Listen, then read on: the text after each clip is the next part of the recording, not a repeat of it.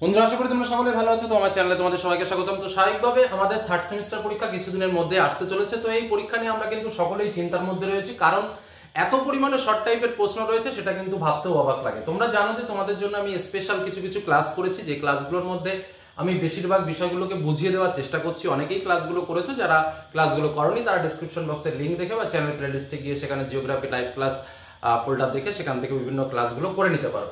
এখন যেটা মূল কথায় আসা যাক, যে অনেকেই প্রশ্ন করছে এই বিষয়টা নিয়ে যে স্যার এত বড় সিলেবাস বা এত কিছু আমরা কি করে কি মনে রাখবো, বা প্রশ্ন বা কিভাবে আসতে চলেছে। দেখো, তোমাদের প্রথম যে কথাটা বলে রাখবো সেটা হচ্ছে, দেখো যেহেতু শর্ট টাইপের প্রশ্নের পরীক্ষা, এমসিকিউ টাইপের প্রশ্নের পরীক্ষা, সেহেতু আমরা যদি দুটো বা তিনটে বইয়ের দিকে ফলো করি, তাহলে কিন্তু বইয়ের একটু যে কাঠামো, সেই কাঠামো দেখলেই বুঝতে পারবো যে প্রশ্নের ক্যাটাগরি কিন্তু বিভিন্ন রকম হয়ে আছে।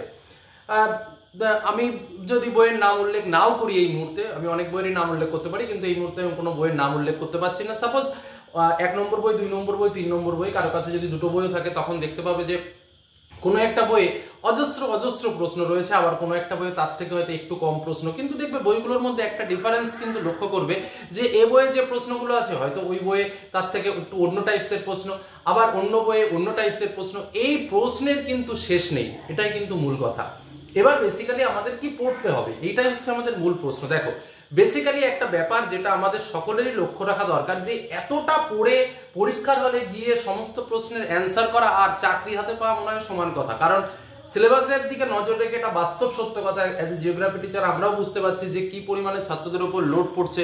বরং আগের যে সিলেবাস ছিল, সেই সিলেবাস অনুযায়ী আমরা দেখেছি যে তুলনামূলক অনেক অনেক কম পড়াশোনা করেও কিন্তু ভালো রেজাল্ট করা গেছে। কিন্তু এবার যেহেতু শুধুমাত্র এমসিকিউ টাইপসের প্রশ্ন, এবং এমসিকিউ টাইপসের ভেতরেও বিভিন্ন প্রকার ভেরিয়েশন রয়েছে, তো সেই জায়গা দাঁড়িয়ে যেমন আমাদের একটু মুখস্থ বিদ্যাকে কাজে লাগাতে হবে, ঠিক তেমনভাবে আমাদের বিভিন্ন ক্লাসগুলোকে বুঝে নিতে হবে, মানে স্টেপ ওয়াইজ পার্টগুলোকে আমাদের বুঝে নিতে হবে। কারণ কিছু কিছু মানে বুঝে উত্তর করার মতো প্রশ্ন কিন্তু আমাদের থাকবে, আবার কিছু কিছু মুখস্থ বিদ্যার উপরেও কিন্তু প্রশ্ন আমাদের থাকবে। এই দুটো জিনিসকে একসঙ্গে কম্বাইন করেই কিন্তু আমাদের পড়তে হবে। তারপরে দেখবে যে বিভিন্ন টাইপসের প্রশ্ন। এখন কথা হচ্ছে যে স্যার বিভিন্ন টাইপসের প্রশ্ন এই জায়গাতে কি করব। দেখো, প্রথম তোমাদের যে কাজটা করা উচিত, যে প্রশ্নগুলো ইজিয়েস্ট, বা যারা তোমাদের টিচিং দিচ্ছেন, যে শিক্ষকরা তোমাদের হেল্প করছেন, বা আমরা যারা চ্যানেলের মধ্যে রয়েছি, আমরা তোমাদের সামনে যে প্রশ্নগুলো তুলে ধরছি, ম্যাক্সিমাম টাইপের প্রশ্ন হচ্ছে বেস লেভেল কোশ্চেন। প্রত্যেকটা সাবজেক্টেরই কিছু কিছু বেস কোশ্চেন থাকে, যে কোশ্চেনগুলো হচ্ছে মূলত যে এই টপিকের ভেতরে এই পার্টটা ইম্পর্টেন্ট পার্ট, বা এই জায়গাগুলো ইম্পর্টেন্ট পার্ট। তো স্বাভাবিকভাবে আমাদের কাছেও সেটা মনে হয় যে বেস জায়গাটা সবার আগে ঠিক করা উচিত। একটা ধরো সিম্পল কনসেপ্ট যদি আমরা বলি, যে যে প্রশ্নগুলো ধরো এ বইটার মধ্যেও রয়েছে, ও বইটার মধ্যেও রয়েছে, এরকম কিছু বেসিক জায়গা আছে, সেই বেসিক জায়গাটাকে সবার আগে কমপ্লিট করার চেষ্টা করো। কারণ দেখো, প্রশ্ন যদি কঠিন হয়, আমি যদি মনে করি যে প্রশ্ন আমি কঠিন করব, ছেলে মেয়েদের আমি কাঁদাবো, তো আমি কাঁদাতে পারি। এমন প্রশ্ন আমি করতে পারি যে প্রশ্নে দেখা যাচ্ছে যে তুমি যতই ভালো পড়াশোনা করো না কেন, আমি 35-এর ভেতরে তোমাকে আমি 20 বেশি তুলতে দেবো না। এটা যদি আমার টার্গেট হয়, তো কারো ক্ষমতা নেই তোমাকে 20 বেশি, যত বড়ই মাস্টার হোক না কেন, তাকেও ঘাটতে হবে। সেরকম প্রশ্ন কিন্তু করা যেতে পারে, পারে না এই কথাটা বলা ভুল। তবে বিশেষ কথা যেটা হচ্ছে, এই রকম ভাবনা চিন্তা নিয়ে কোশ্চেন সেটাররা কিন্তু কোশ্চেন করেন না। কোশ্চেন করার সময় কিছু কিছু ভাবনা চিন্তা অবশ্যই লক্ষ্য রাখতে হয়, যেটা হচ্ছে যে কোন কোন পার্টগুলো মোস্ট ইম্পর্টেন্ট পার্ট, কোন কোন পার্টগুলো আমাদের জানা দরকার। গভীর থেকে গভীর, তার থেকে গভীর, তার থেকে গভীর, অনেক গভীরতা আছে, অনেক গভীরতা আছে, গভীরতার শেষ নেই, গভীরতার শেষ নেই। আমরা যখন অনার্স সেমে পড়েছি, তখন আমরা প্রচুর প্রচুর গভীরে পড়াশোনা করেছি। আমাদের সিলেবাসে এমন এমন শব্দ আছে যে শব্দের গভীরতা প্রচুর, কিন্তু সেই গভীরতা থেকে যদি আমি একটা প্রশ্ন তুলে দিই, তাহলে সেটা কখনো একটা ভালো প্রশ্ন হয় না। সেটা একটা হার্ড কোশ্চেন হতে পারে, কিন্তু ইজি কোশ্চেন হয় না, বা যেটা তোমাদের পক্ষে কমফোর্টেবল সেটা হয় না, 12th লেভেলটা হয় না। এই জন্য বলবো যে অনেক গভীরে গিয়ে পড়াশোনা করার খুব একটা প্রয়োজন নেই। মেইন যে টার্গেটটা তোমাদের রাখা উচিত, বেস যে জায়গা, সেই বেস জায়গাটা তোমরা ঠিক করো, বেস জায়গাটা আগে রেডি করার চেষ্টা করো। তারপরে যদি সময় পাও, তাহলে এক্সট্রাঅর্ডিনারি পড়ো। কিন্তু তোমার মানবিক ভূগোলের যে পার্টগুলো আছে, সেই পার্টগুলোতে কিন্তু বোঝার জায়গাগুলো খুবই কম। সেই পার্টগুলোতে কিন্তু অনেক অনেক মুখস্থ করার জায়গা আছে, যে জায়গাগুলো একটু ভালো করে পড়তে হবে।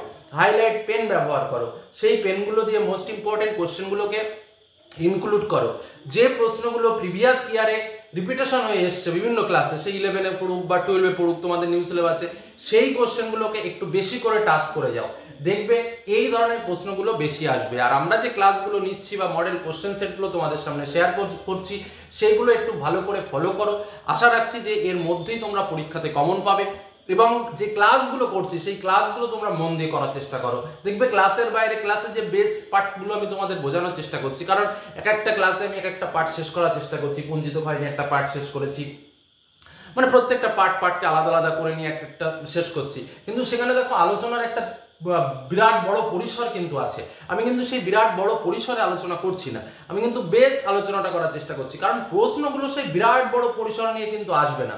তোমরা দেখতেই পাচ্ছ যে কোনো বই ধরলে তার সাইজটা কত বড় আর আমাদের হাতে সময়টা কত কম। তো এই জায়গায় দাঁড়িয়ে শর্ট টাইমের মধ্যে সিলেবাস শেষ করতে পারা, এবং শুধুমাত্র সিলেবাস শেষ করলে তো হবে না, সেটাকে মনে রাখতে হবে এবং পরীক্ষার হলে গিয়ে সেটা সঠিক উত্তর করে আসতে হবে। এজন্য তোমাকে করতে হবে লট অফ প্র্যাকটিস, বুঝে পড়তে হবে এবং ইম্পর্টেন্ট লাইনগুলোকে দাগিয়ে পড়তে হবে। তোমার মুখস্থ বিদ্যা কিছু কিছু ক্ষেত্রে কাজে লাগাতে হবে, কিছু কিছু ক্ষেত্রে বিভিন্ন বিষয় যেগুলো বোঝার আছে সেগুলোকে বুঝে নিতে হবে, এবং এভাবেই তোমাকে এগিয়ে যেতে হবে। আর মুখস্থ করার জন্য আমি চোখ বন্ধ করে শুধু পড়েই গেলাম এটা নয়, একটা জিনিসকে বারবার পড়ো। জোর করে মুখস্থ করার দরকার নেই।